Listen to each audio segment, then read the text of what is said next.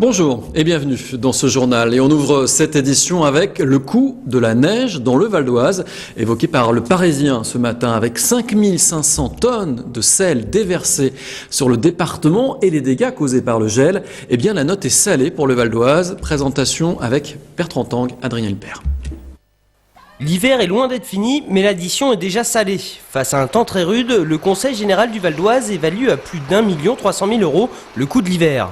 Sans compter le salaire des agents et la réfection des routes, le salage et le déneigement occupent une grande partie des dépenses. Depuis le 15 décembre dernier, 5500 tonnes de sel ont été déversées dans le département qui compte un réseau routier de plus de 1200 km. 500 tonnes à Argenteuil, 250 à Sarcelles ou encore 220 à Gonesse. En tout, près de 110 agents ont été mobilisés pendant 55 nuits. Les dégâts causés par le gel sur le bitume sont aussi nombreux, bords de chaussée déformés et décollement des couches de surface. Parmi les axes à rénover, les zones du Vexin et de Cergy-Pontoise seraient les plus dégradées. Les dégâts restent encore à chiffrer, mais la facture s'annonce déjà lourde. Dans les communes, la température du budget hivernal grimpe aussi. À Sarcelles, c'est au minimum 450 000 € selon nos confrères du Parisien. À Roissy, la somme atteint 30 000 € et 100 000 € pour Villiers-le-Bel.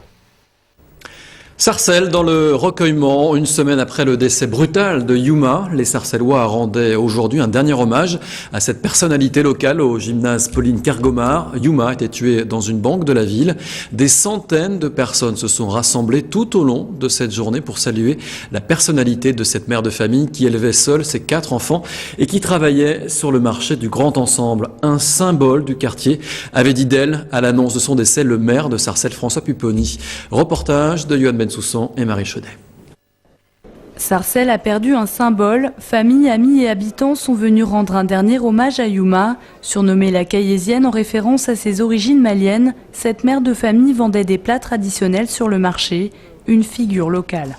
Elle avait un stand au marché et c'est ça qui l'a fait vraiment connaître vraiment bien au marché. Elle donnait à manger aux gens, franchement pas cher en plus et franchement elle avait la main sur le cœur. Des fois on payait même pas. C'était une dame très généreuse, très gentille, accueillante, toujours souriante, marrante.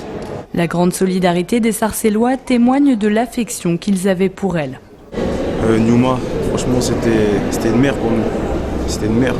À chaque fois elle nous appelait, tous les petits du quartier nous appelaient ses enfants, mon fils, tout le monde. Et dans chaque endroit où elle passait, elle apportait de la joie. Aujourd'hui, les proches de Yuma souhaitent que sa mort ne tombe pas dans l'oubli, une volonté partagée par la municipalité.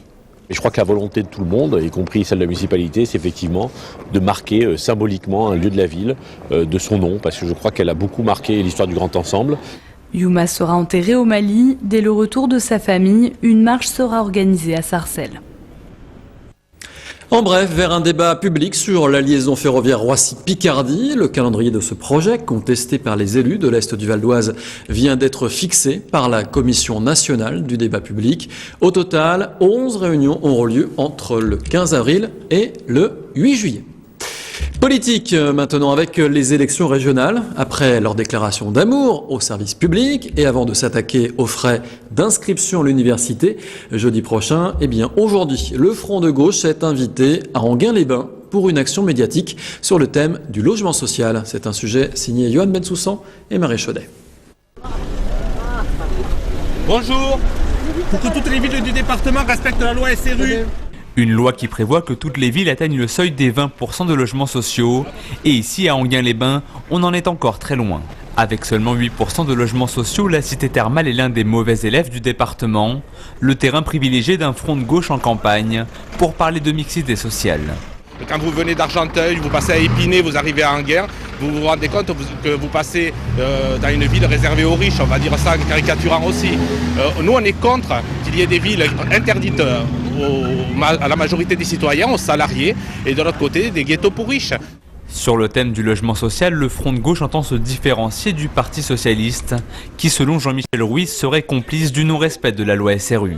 Droite et gauche confondus, il s'étonne même de l'absence du sujet dans la campagne pour les régionales. Monsieur Poniatowski, Madame Pécresse sont dans une logique de non-construction des logements sociaux, on le sait bien. En plus, on a remarqué qu'ils étaient fortement attachés à tout ce qui est judiciaire et non-respect de la loi. Je trouve qu'il ferait bien de regarder aussi leurs élus qui ne respectent pas la loi, dont certains d'entre eux, dont le premier d'entre eux, puisque à l'Isle-Adam, la loi SRU n'est pas respectée. Pour changer la donne, le Front de gauche propose purement et simplement de retirer les subventions régionales aux villes qui ne respectent pas la loi SRU. Et à Enghien, son maire a réclamé à plusieurs reprises à l'État plus de souplesse, expliquant que sa ville manquait de foncier pour réaliser des logements HLM en nombre suffisant.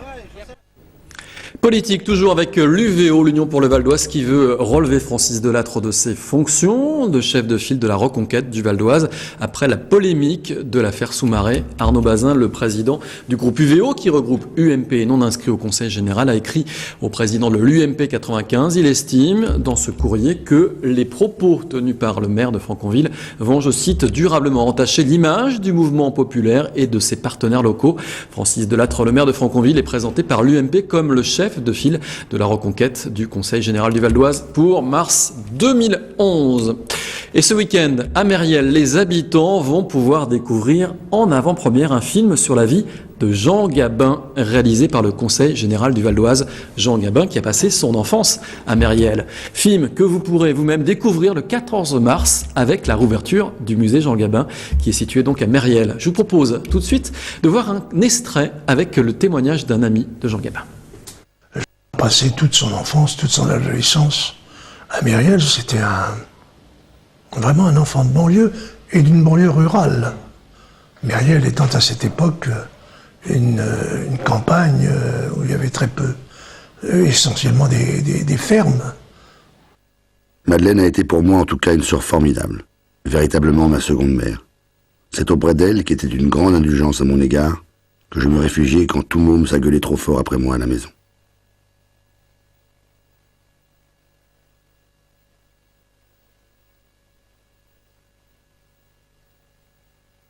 Voilà, Jean Gabin, une enfance à Mériel, et vous avez sans doute reconnu la voix off, c'est la voix de Vincent Lindon. Ce film est projeté donc samedi à l'espace Rive Gauche à Mériel et vous pourrez le découvrir donc le 14 mars avec la réouverture du musée Jean Gabin. Voilà, ce journal se termine. Merci encore de l'avoir suivi. L'info continue sur vonews.fr.